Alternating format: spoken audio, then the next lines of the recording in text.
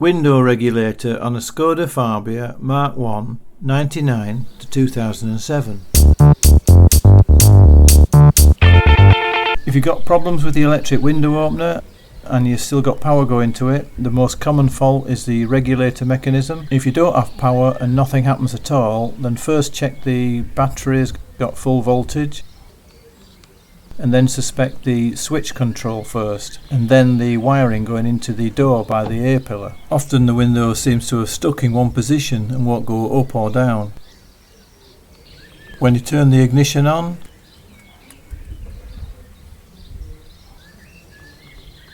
and press the control, you can hear grinding and crunching and whirring noises coming from behind the panel. This is almost certainly the window regulator, and probably the wires becoming frayed and entwined around the pulleys. One of the main problems you have with these is separating the glass from the regulator clamps, as under normal circumstances you lower the window to access the clamp bolts through the carrier, and with the mechanism not working you have to try and push these down manually. First take off the inner trim panel. I'll just skip through this. If you want to know how to do this in detail, check out my other video. I'll leave a link in the description and at the end of the video.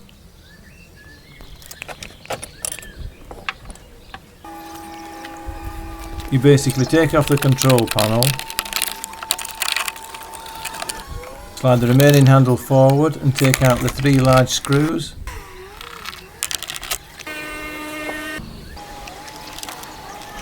Remove the mirror adjuster panel and the small screw behind it. 3 screws at the bottom. Release the panel at the sides. Ease the panel up and then detach the release handle, alarm and door light.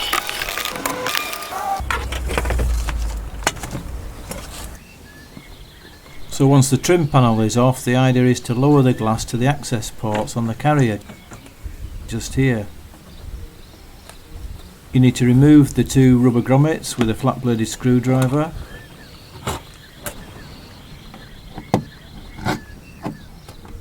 Like so.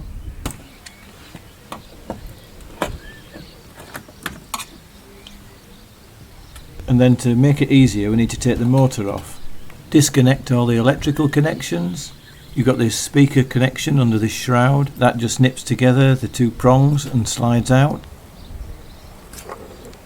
Then the connection from the wing mirror pulls out from the clip. The plugs on these have a little tag at the back which pulls forward, and then you lift it out.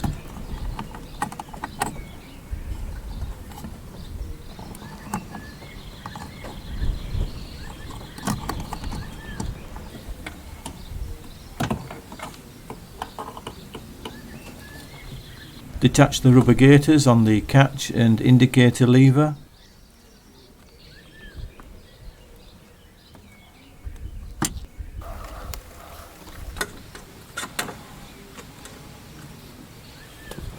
Take out the 3 T25 screws on the motor.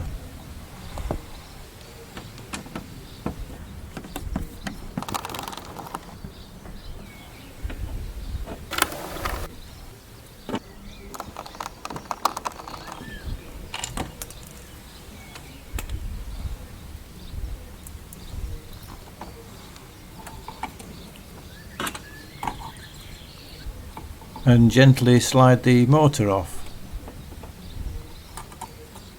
Mine's left the little cam sprocket on. Take that off, just fits back on the motor like so. Now you should be able to get the window down to the bolts. If you can't move yours, keep trying bit by bit, but don't overforce the glass. You might find you can detach the glass by pulling upwards out of the clamps if it hasn't been over tightened in the past.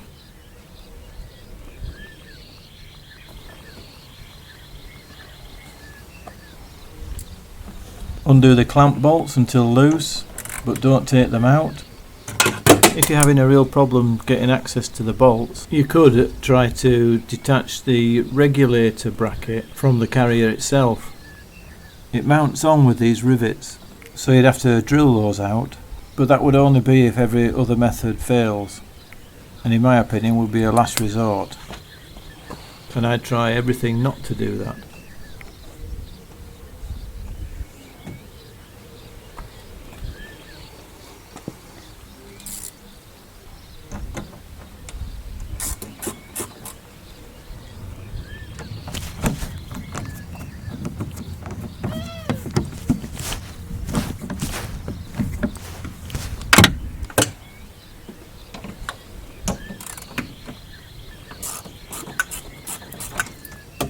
Now you can take the window out, which is what I'd recommend you do.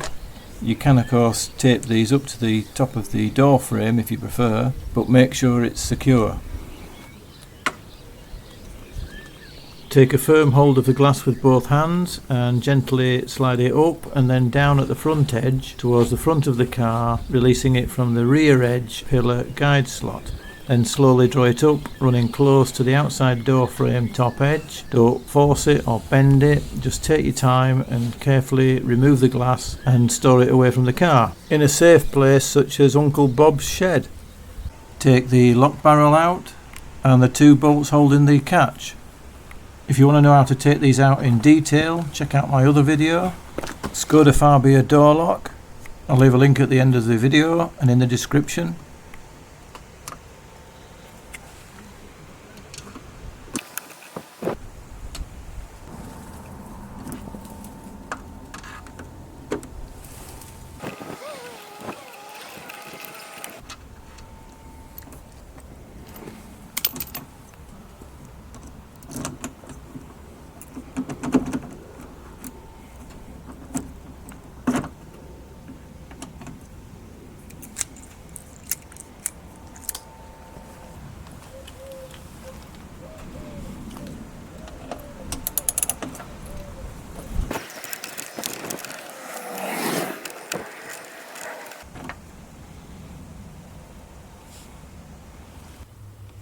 Detach the little Bowden cable from the handle.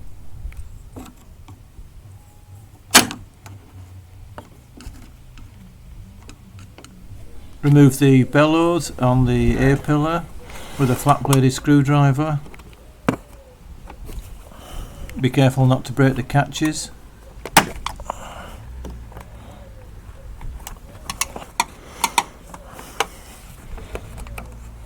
And the one on the door just pulls off. That one's a bit easier. Then detach all the connections. You just have to press a little tag and then pull them out. They're all colour coded. You can usually get your hand in to detach the connections, but you might need a flat bladed screwdriver.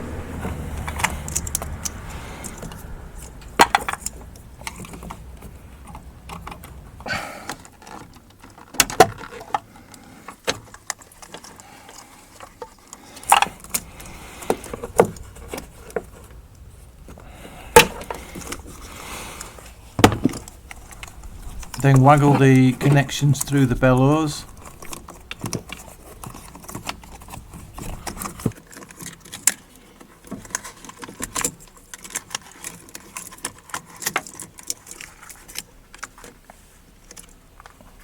And remove it. If you've got rivets, you'll have to drill all the rivets out. I'm quite lucky, I've got bolts. So I'm just going to undo all those and take them out.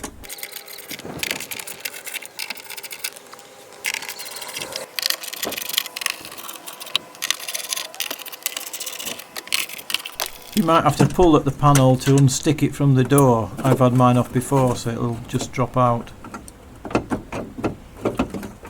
And then slowly remove the panel whilst feeding the cables through one end of the door.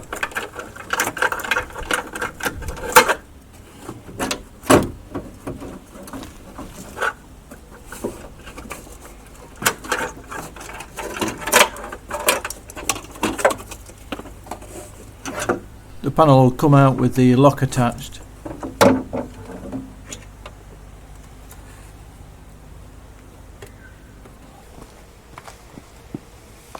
The window regulator is fixed to the rear of the carrier. It's made up of two vertical brackets with sliders that move up and down by a figure of 8 cable design wound round a central multi-channeled pulley gear that the motor attaches to. You can get repair kits for just the cables, gear drive and sliders, or a regulator with brackets, or one entire carrier panel that you just need to attach your own wiring harness, speaker and brackets to. It takes your choice. Taking the harness off, you just push the clips out from the rear, either with your fingers or a screwdriver. This is, of course, if you're going to change over to a new carrier and regulator unit.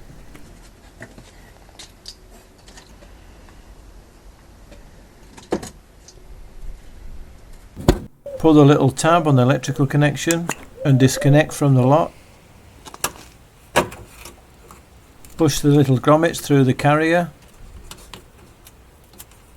and remove the lock.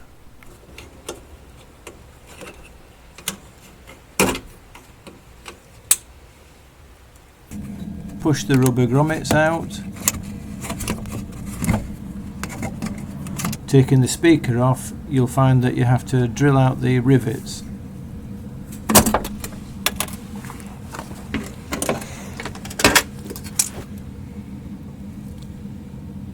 And then carefully detach the whole wiring harness to transfer over to the new carrier.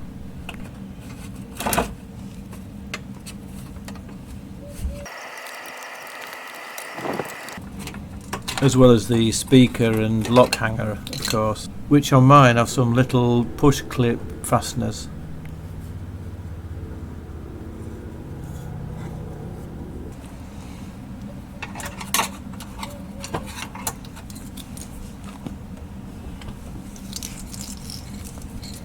Here's the complete wiring harness.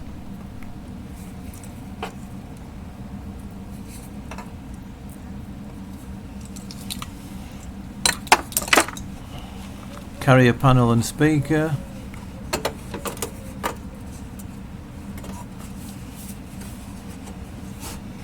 Electric window regulator with its figure of 8 winding mechanism.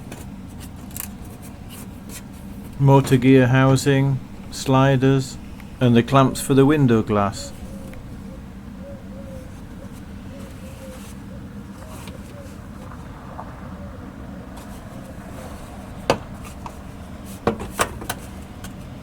Then it's just a question of rebuilding the new carrier with a panel and then reassembling the whole unit back into the door.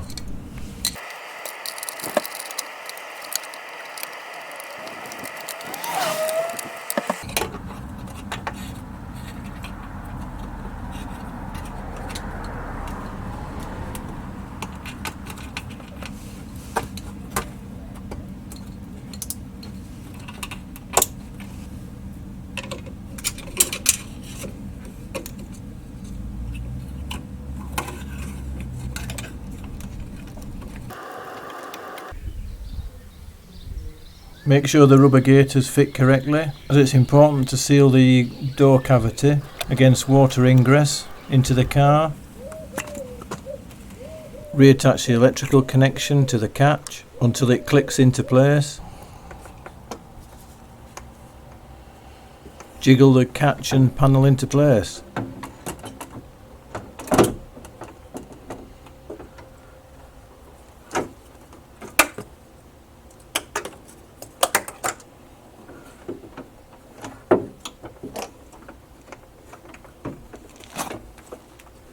Refitting the A-pillar wires through the door onto the A-pillar whilst holding the carrier. It's a bit of a jiggle, but once you've got the panel aligned on the aligning pegs at either side of the carrier, it should fit correctly into place.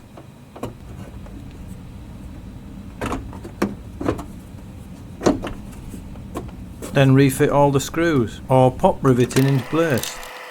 And if I was doing that, I think I'd start with the holes next to the aligning pegs first and then randomly. Refit the motor.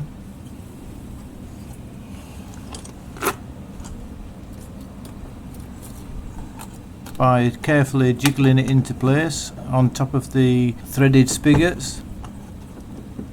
Make sure the gears engage.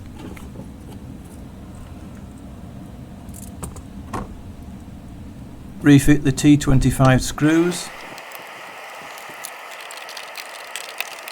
and tighten home, securely attached to the carrier. Refit the electrical connections, clicking them into place.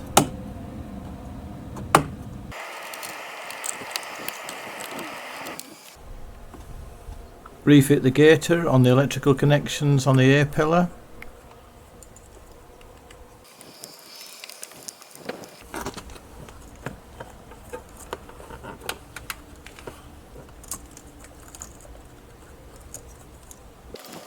And reattach the colour designated connections, making sure each one clicks into place.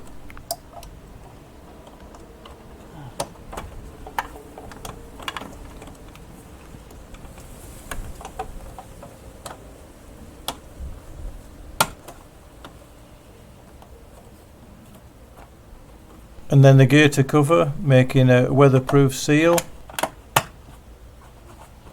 Now all I've got to do is torque up the carrier bolts.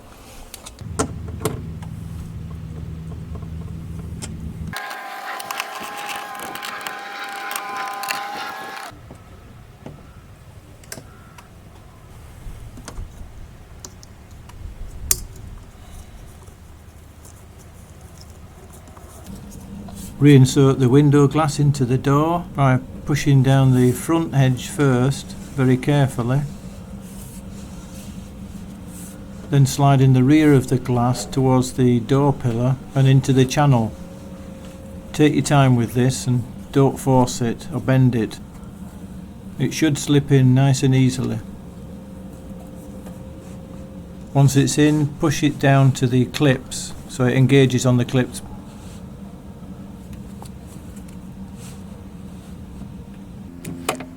And retighten them to the correct torque.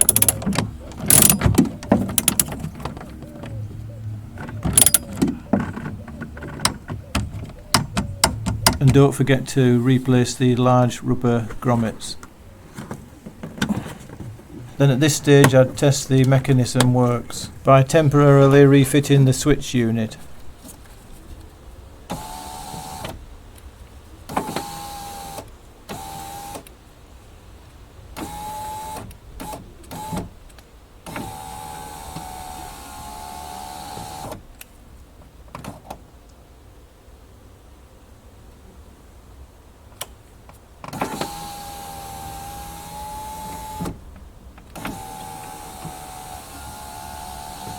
That works fine.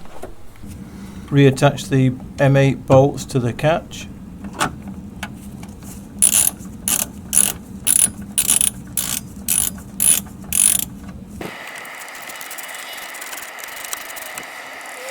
Again, tighten to the correct torque.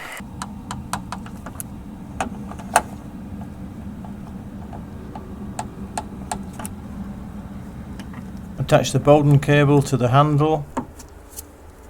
Reinsert the lock barrel and tighten home the screws.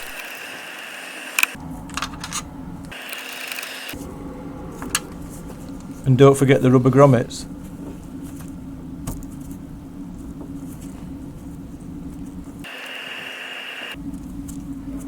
Now we've just got the inner trim panel to go back on and the job's done. A really big thank you for everyone that's subscribed. Hopefully I'm putting some content out that will hopefully help somebody a little bit. I really believe in sorting your own problems out with cars rather than leaving it to somebody else. And most jobs are still fixable, even when cars are getting even more complicated. Which means you might have to spend a little bit more time beforehand researching how to do things correctly. And the job's a good one. Anyway guys, thank you for watching and I hope to see you on the next video.